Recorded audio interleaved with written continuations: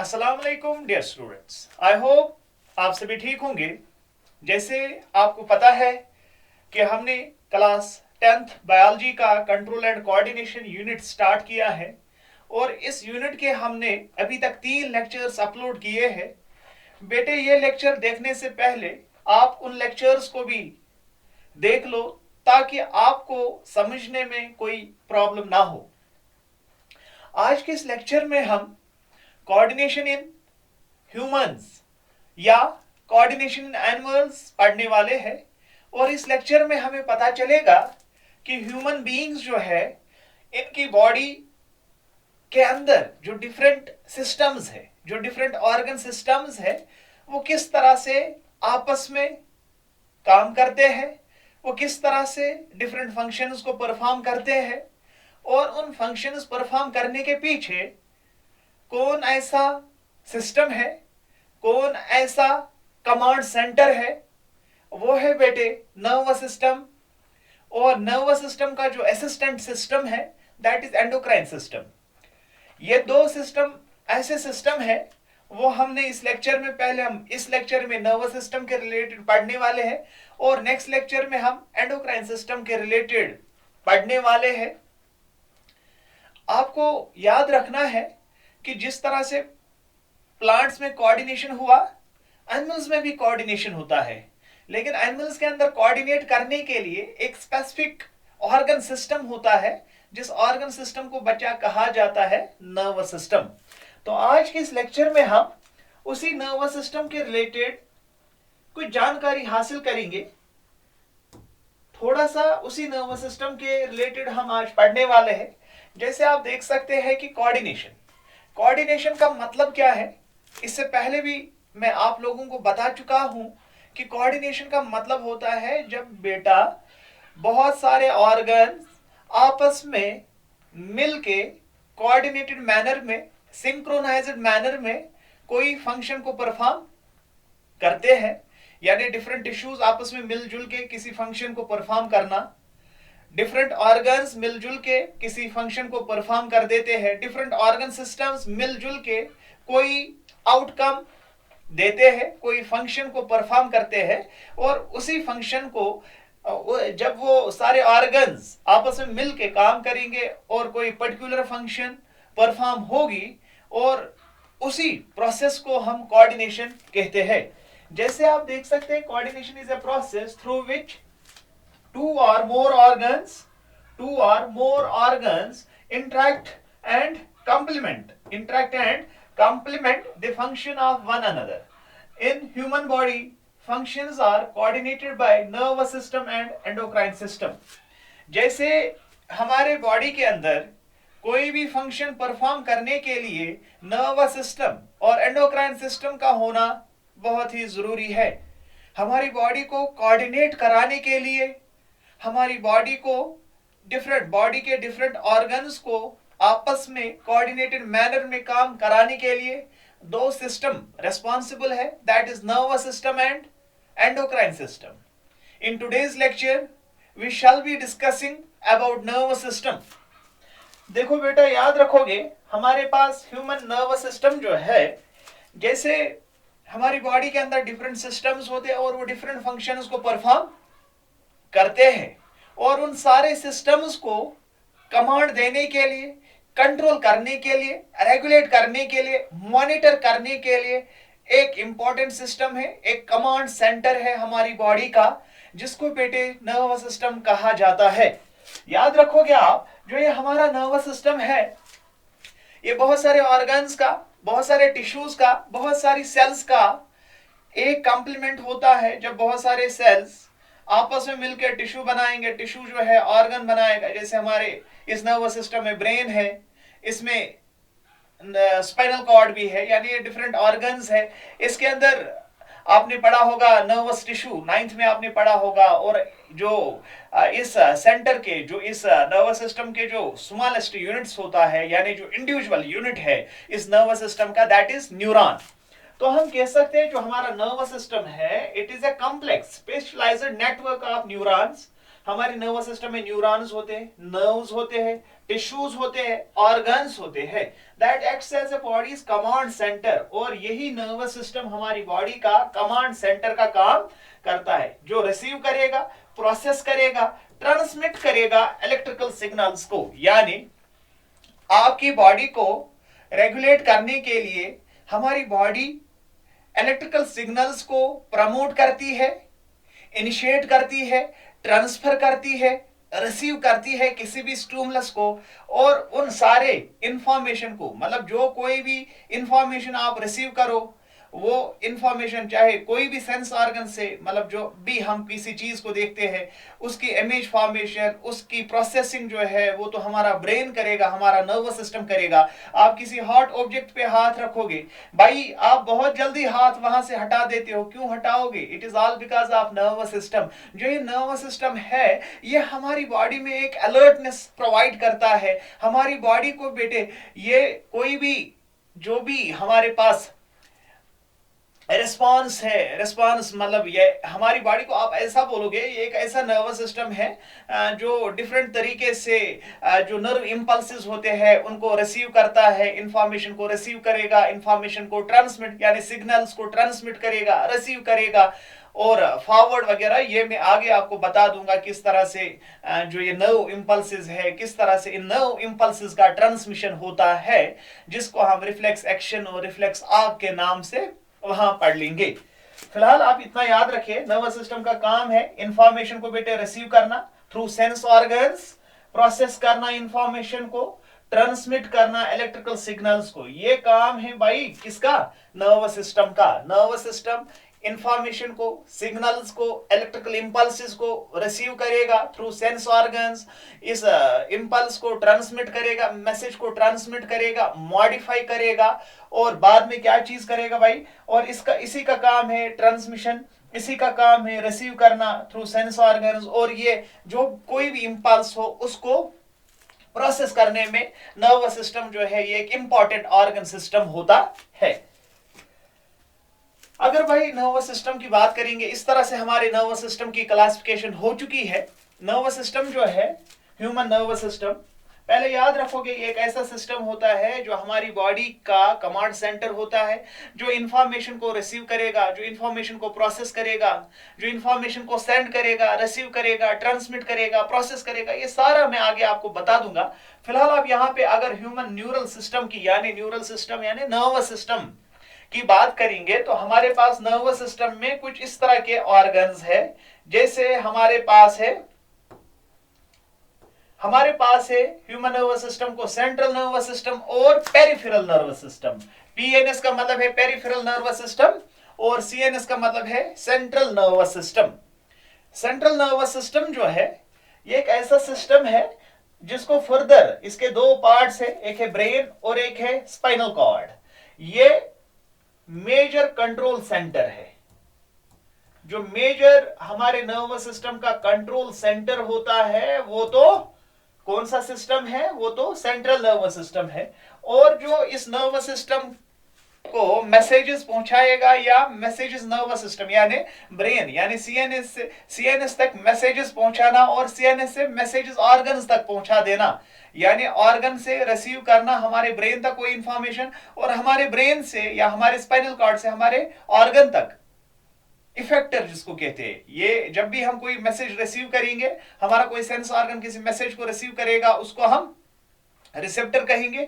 Receptor ये information हमारे nervous system यानी सीएनएस को भेजेगा, और सीएनएस जो है उस मैसेज को प्रोसेस करेगा, और प्रोसेस करने के बाद वो वापस उसका रिस्पॉन्स भेजेगा इफेक्टर, मतलब यानी हमारे पास होते हैं मोटर न्यूरॉन, फिर बाद में इफेक्टर, वो हम आगे बात करेंगे। लेकिन यहाँ जो हमारे ह्यूमन नर्वस सिस्टम का एक मेजर सेंटर है, मेजर कंट्रोल है, उस मेजर कंट्रोल को हम बोलते हैं सीएनएस। सीएनएस में ब्रेन आएगा और स्पाइनल कॉर्ड आएगा, और इसी तरीके से हमारे पास पीएनएस है।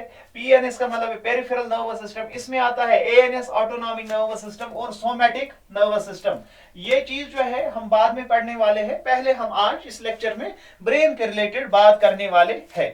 अगर हम बेटे ब्रेन के रिलेटेड इंफॉर्मेशन यानी ब्रेन के रिलेटेड बात करेंगे, तो सबसे पहले आपको पता है ये हमारी बॉडी का एक कंट्रोल सेंटर होता है। कंट्रोल सेंटर होता है। कौन? ब्रेन। और ब्रेन जो है ये एक ऐसा सेंटर है, ये एक ऐसा ऑर्गन है हमारे नर्वस सिस्टम का, ये एक ऐसा कमांड सेंटर है जो हमारी एक्टिविटीज को रिकॉग्नाइज करेगा, मॉनिटर करेगा।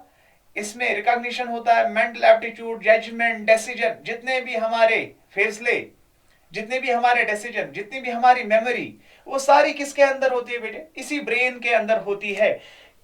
जो कोई भी ऑर्डर आपको ब्रेन देगा, कमांड हमारी बॉडी को यही ब्रेन देता है। कभी रेस्पिरेशन की रेट को बढ़ाना, घटाना, डाइजेशन की रेट को बढ़ाना, घटाना, ऑस्मो रेगुलेशन को बढ़ाना, घटाना, यानी एक्सक्रीशन को, सर्कुलेशन को, ये सारा हमारा ब्रेन ही ये काम करता है। जो ब्रेन है, अगर हम पहले ब्रेन की यूजुअली जब भी आप बायोलॉजी पढ़ोगे, बायोलॉजी पढ़ने से पहले बेटे आपको स्ट्रक्चर पता होना चाहिए, और स्ट्रक्चर के बाद ही आपको फंक्शन पता चल जाएगी और फंक्शन समझ आएगी। पहले आप याद रखोगे जो हमारा नर्वस सिस्टम है, इसमें ये ब्रेन की बात हमने की है, सेंट्रल नर्वस सिस्टम की। सेंट्रल नर्वस सिस्टम में हमारे दो पार्ट्स है, एक है ब्रेन, एक है बाद में स्पाइनल कॉर्ड। स्पाइनल कॉर्ड को हम बाद में पढ़ने वाले हैं, पहले हम ब्रेन के ऊपर ध्यान देंगे। जो ब्रेन है कंट्रोल सेंटर होता है, या इसको बोलोगे आप कमांड सेंटर, कमांड सेंटर। इसके बाद जो हमारे पास ब्रेन है, आपका ब्रेन जो है, मेरा ब्रेन जो है, ह्यूमंस की बात कर रहे हैं ना यहाँ पे। जो हमारे ये ह्यूमन बीइंग्स है, जो हमारा सर है, इसके बाहर से, इसके सर के अंदर आपको मिलेगा ब्रेन, यानी ब्रेन के बाहर से कुछ बोन्स होती है, ऐसी बोन्स होती है, फ्लैट बोन्स इनको कहा जाता है, स्कल बोन्स। ये फ्लैट बोन्स होती है जो हमारे ब्रेन को प्रोटेक्ट करते हैं। तो आप क्या कहोगे? Brain is protected by, brain is protected by, brain is protected by skull bones. Brain के बाहर से स्कल बोन्स होती है, टोटल में 8 ऐसी बोन्स होती है जो हमारे ब्रेन को प्रोटेक्ट करती है। और ब्रेन जो है ये एक सॉफ्ट ऑर्गन है, एक मेजर ऑर्गन है। अगर ब्रेन में कोई मसला होगा तो इंसान का सरवाइव करना बहुत ही मुश्किल है। अब हमारे पास अगर सेरिब्रम डैमेज हो जाएगा, इंसान की यादाश्त चली जाएगी। लेकिन अगर मेडुला ऑब्लांगेटा या सेरिबेलम ये हो गया, डैमेज हो गया, तो एक इंसान का, क्योंकि जो हमारे पास मेडुला ऑब्लांगेटा है, रेस्पिरेटरी सेंटर या पोन्स वरोली जो है, ऐसा हमारे पास हिंड ब्रेन जो है वो यूजुअली रेस्पिरेशन वगैरह को कंट्रोल करता है। अगर उसका कोई मसला आएगा तो उस मसले की वजह से क्या चीज हो जाएगा, जो एक इंसान है उसकी डेथ हो सकती है अगर हिंड ब्रेन ज्यादा डैमेज हो जाएगा। अगर सेरिब्रम हो जाएगा, याददाश्त चली जाएगी, कोई और मसला होगा, मरना। लेकिन जब एक इंसान की डेथ होती है तो उसके पीछे वजह होता है कि रेस्पिरेशन जो है या जो सर्कुलेटरी कंट्रोल हमारे इसके अंदर होता है, मेडुला ऑब्लांगेटा के अंदर, या हम हिंड ब्रेन की बात करेंगे वो मैं आगे आपको समझा दूंगा। फिलहाल आप याद रखें यहाँ पे ब्रेन जो है इसके बाहर से भाई स्कल के 8 बोन्स होते हैं जो ब्रेन को प्रोटेक्ट करता है। इसके बाद आप याद रखोगे जो ब्रेन होता है खाली स्कल बोन्स ही नहीं होती है, बल्कि ब्रेन के बाहर से कुछ मेम्ब्रेन्स भी होती है जो ब्रेन को प्रोटेक्ट करती है। उनको हम मेनिंजेस कहते हैं, उनको हम मेनिंजेस कहते हैं। ऐसे मेम्ब्रेन होती है ये जो ब्रेन को सराउंड करती है, उन मेम्ब्रेन्स को हम मेनिंजेस कहते हैं। और ये मेनिंजेस कितनी होती है भाई? अभी तो ब्रेन पे हम पहुंचे नहीं, पहले स्कल के 8 बोन्स है। आप अंदर जाओगे बोन्स के अंदर तो आपको मिलेगा क्या? मेनिंजेस मिलेंगे। और मेनिंजेस के अंदर जाओगे तो क्या मिलेगा? ब्रेन मिलेगा। तो यहाँ पे कौन सा मेनिंजेस है? पहला मेम्ब्रेन जो है उसको ड्यूरा मैटर कहा जाता है, ड्यूरा मैटर। दूसरा एरेकिनॉइड मेम्ब्रेन होता है, दूसरा होता है एरेकिनॉइड मेम्ब्रेन। और तीसरा होता है पाया मैटर। ये 3 ऐसे मेम्ब्रेन्स होती है जो हमारे ब्रेन को प्रोटेक्ट, ब्रेन को सराउंड करती, हमारे ब्रेन को ये 3 मेम्ब्रेन्स जो है ये सराउंड करती है। इसके बाद आएगा हमारा ब्रेन। और जो ये हमारा ब्रेन है इसको हमने फर्दर 3 हिस्सों में डिवाइड किया है। एक है भाई फोर ब्रेन, दूसरा है मिड ब्रेन और तीसरा है हिंड ब्रेन। पहले क्या है, पहले स्कल के बोन्स है जो हमारे ब्रेन को प्रोटेक्ट करती है। उसके बाद है मेनिंजेस जो हमारे ब्रेन को, ये कुछ ब्रेन के बाहर से कुछ मेम्ब्रेन्स होते हैं, इनके बीच में फ्लूइड होता है, सबड्यूरल फ्लूइड होता है। इसी तरह से हमारे पास ये ऐसे मेम्ब्रेन्स होते हैं, इनके बीच में फ्लूइड होता है जो हमारे ब्रेन को इंजरी से, किसी और अटैक से बचाते हैं। वो यही मेम्ब्रेन्स होते हैं और इन मेम्ब्रेन्स को हम मेनिंजेस कहते हैं। अब हमने ब्रेन की जो क्लासिफिकेशन की है, तो हमने ब्रेन को 3 हिस्सों में डिवाइड किया है।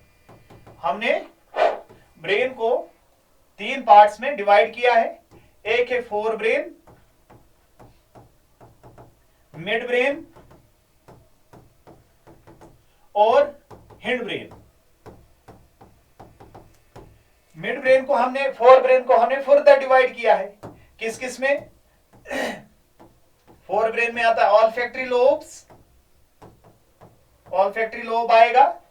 इसके अंदर जो हमारे ब्रेन का एक मेजर पार्ट होता है जिसको हम सेरिब्रम कहते हैं, और सेरिब्रम के साथ साथ इसमें आता है डायएन्सेफ्लॉन।